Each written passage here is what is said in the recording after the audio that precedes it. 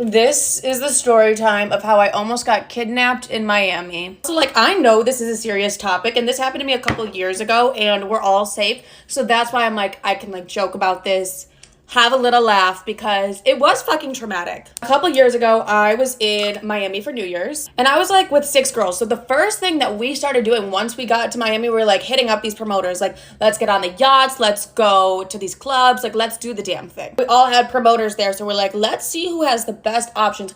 Keep in mind that we all really wanted to go to 11. Like, that was the vibe of the trip. We're like, oh, guys, like, we have to go to 11. So my friend, let's call her Jessica. Jessica was like, okay, my New York promoter's in Miami for New Year's Eve, and he said that he's gonna go to 11 tonight and to, like, meet us at the hotel, and we could go to the table with him. Like, meet him at his hotel.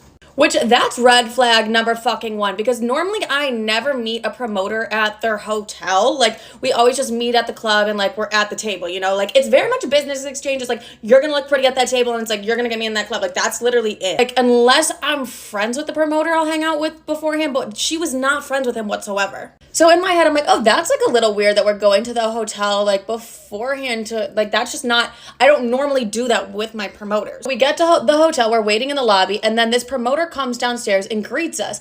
And as soon as he walks up, I'm like, he doesn't look like a promoter. He's wearing, like, a wife beater tank top. Like, he literally just doesn't look like a promoter. And then he starts talking to my friend Jessica, and he's like, oh my God, I remember you from the last time in Miami. Like, you're with your friend that was staying in the hostel with, like, the leg tattoo. Which, like, red flag number 2, because in my head, I'm like, that's so weird, because, like, Jessica was the bitch that made me spend $500 at the W. Like, she literally made us stay at the W. So I'm like, why? When was she doing hostels? Like, in my head, I'm like, that's so weird. Like, when did she go from, like, hostels to the W? Like, that's iconic. Jessica's having this conversation with him, and she's just like, wait, what? Like, wait, what? So she keeps saying that, and I'm like, why is she fucking confused? So we're just, like, walking with this man up to his hotel room. We walk into this hotel room, and there's, like, 6 other men who look just like him with, like, wife beaters, like, spiky hair, and they're like, we got a bunch of alcohol, like, go crazy. And I'm like, what the fuck is this? So Jessica and I, we go to the bathroom, and she's like, I have never seen that man in my entire life. Like, I have no idea who the fuck that is. And I'm like,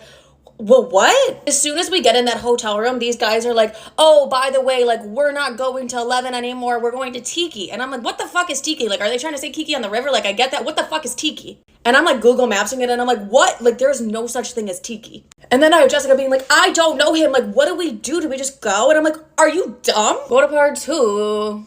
So I'm in this bathroom, and I'm panicking because, like, I already feel like I'm in a situation I shouldn't be in. And then when Jessica's telling me that she doesn't know who the fuck this man is, and they want to take us to a place that's not 11. Also, like, I was violently hungover that day, and I was like, I'm only going out if I'm going to 11. Like, I don't give a fuck about anything else. Like, if I'm only going out if we go to 11. So when they said that, I was already, like, in a bad mood, and then you add the fact that I was, like, paranoid as fuck on top of it. But the other girls we were with had no idea. Like, they didn't know that Jessica didn't know him. Jessica's panicking. She's like, I have no idea what to do. Like, what are we supposed to do? I'm like, we're not fucking going. She's like, but how are we supposed to leave? Because, like, immediately I got the sense, like, if we told these guys we were leaving, it wasn't going to be good. So I'm freaking out, but I'm like, okay, I'm going to handle this because, like, this isn't going to go. Like, we're literally about to get kidnapped. This place isn't even on the fucking map. So I go out to all the girls who are literally just sitting with these guys, like, doing drugs. Guys, you were. And they're having the time of their life. Like, they're like, they have no idea that we don't know who the fuck these people are. I'm like, guys, let's go in the hallway. We're gonna get a group photo. And the guy's like, wait, but, like, the Ubers are coming. I'm like, just, like, give, like, 10 seconds. Like, we need to get a group photo. Like, thank you. He's like, make it quick. I'm like, no, I will. I'm like, smiling, like, we're gonna be so quick. Everyone's getting in the hallway, and I shut the door behind us, and I look at them. I go, run. We all bolted to the elevator. And mind you, it was, like, an old fucking weird hotel. So the elevator was taking 80 million minutes to come. And I'm, like, freaking out. They're like, what's happening? Like, Jessica has no idea who the fuck those guys are, and Tiki's not on the map. Like, that's not a place. They were gonna, who knows what the fuck they were gonna do to us, but, like, we gotta get the fuck out. And they start freaking out, like, rightfully so, because they're just like, wait, like, we just did their drugs. What do you mean? Whatever, you're fine. I don't know. We get outside and we sprint to the restaurant right next door. We go in and we run to their bathroom. And we're all in the same stall together, and we're, like, freaking out, hyperventilating. They're like, what the fuck? And I explained to them, like, Jessica has no idea who these fuckers are. He's not on the map, so, like, whatever. Immediately, the promoters start blowing up Jessica's phone. Like, where the fuck are you? Like, blowing, like, just keep calling her to a point, like, that's not fucking normal. Like, no promoter is gonna be that upset that you're not at the club. Promoters, like, texting, like, where are you? You need to come back right now. You have to come to the club with us. Like, you have to. You said you would. It's like, literally, I've been too much of a club rat my entire life that I know no promoter is gonna be fucking upset when you leave like that. Like, nobody gives, it's never that deep. So we're stuck in this bathroom. I'm like, we can't go out there. One of the workers from like the bar restaurant thing that we're at is like, what is happening? We tell her everything that happened. She's like, come with me. We're going to go out the back. When I'm in stressful situations, my OCD goes crazy and I start touching things. Walking out the back, I touch this mirror because I'm OCDing like a motherfucker. Falls, breaks. I'm like, I'm going to have a fucking panic attack. That's 7 years of bad luck. Everyone's like, what happened? I'm like, I don't know. And the girl behind me is like, I saw you touch it. I'm like, can you fuck off? So immediately I start texting my therapist because I'm like, 1, I have 7 years of bad fucking luck. 2, I almost just got kidnapped and had to like save the fucking day. And I'm just like freaking out, like I'm not well. And everyone else is like, so where should we go out tonight? And I'm like, what? I'm like, take my ass home. I'm fucking traumatized. Like, absolutely not. Like, I'm staying my ass inside, but like, what the fuck? That was the story time of how I almost got kidnapped in Miami, and grateful that that didn't happen. The fuck, how many times am I gonna say that? Grateful that didn't happen, but at the same time, like, really scary moment. And always be safe and always follow your intuition, and like, don't trust weird creepy men that you've never met. Story time about why I hate Valentine's Day. So a little background information. I was 22 years old and I had been dating this guy for almost a year. And we're going to call him Jimmy. Most of Jimmy and I's relationship had been long distance because literally after 2 months of us dating, he was offered a job in a different state. And I never worried about him cheating on me or anything like that because he seemed like a really honest and genuine guy. But of course I was wrong because he said that he couldn't do anything for Valentine's Day because he had to work. So I'm sitting there and I'm like, oh, well, I'm just going to fly to him, so we can spend Valentine's Day together. And it'll be a nice surprise. So a few days before Valentine's Day, I get my plane ticket and I wanted to do something special, so I wore some nice lingerie under a trench coat. Well, fast forward, my plane lands and I get an Uber to his apartment. And when I knock on his door, I hear a woman's voice from inside saying, don't worry, I'll get the door. Like for part 2. Part 2 about why I hate Valentine's Day. So like I said, I Uber to his apartment and I knock on the door and I hear some woman from inside say, don't worry, babe, I'll get it. So I hurry up and try to tie my coat because I had untied it thinking that my boyfriend was going to open the door. But no, why would my boyfriend open his own door to his own apartment that he lives alone in? So she opens the door and she's like, hi, what can I help you with? And I'm like, oh, is this apartment blah, blah, blah? And she's like, yeah. And I'm like, oh, well, is Jimmy here? And she was like, yeah. So she calls Jimmy over to the door. I look directly at him and I'm like, oh, is this like your friend or something? And she's like, excuse me, I'm his fiance. So I'm looking at him all confused and I start screaming that he's a liar, a cheater. He's like, babe, go call the police. I have no idea who this woman is. She sounds crazy. So his fiance walks away and he goes, I'm sorry, I'll call you later. And then security escorts me off the property. Needless to say, I never talked to him ever again.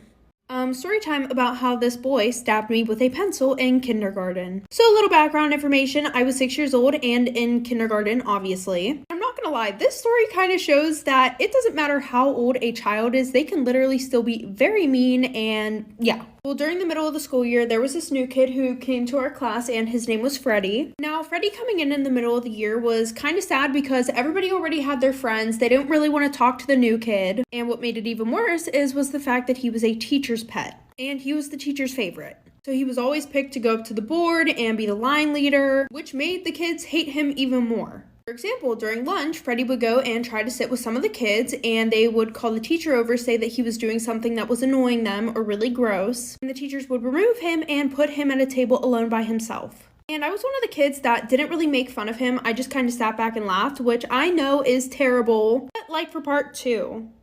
Part 2 about this boy who stabbed me with a pencil in kindergarten. So like I said, everybody would pretty much bully him, and I was one of the kids that just sat back and laughed, didn't say anything to him directly. Eventually, we were getting in trouble for discluding him. We would all have to stay inside during recess with our heads down on the desk in the dark. So then everybody act like they were going to include him. Like the one time they were like, okay, we're playing hide and seek, you go hide. And then they never went to find him. So then this kid actually started getting violent. My guess is because the teachers and principal were not doing anything about it. When everybody was walking, he would purposely trip kids. This one time, this girl brought in pencils for the whole class, and she didn't give him one. So he said that he felt sick the one day, and all the kids went out to recess, and he went around and broke every single pencil. And I came in and I found it, so I told the teacher. And then during nap time, he put his mat by me.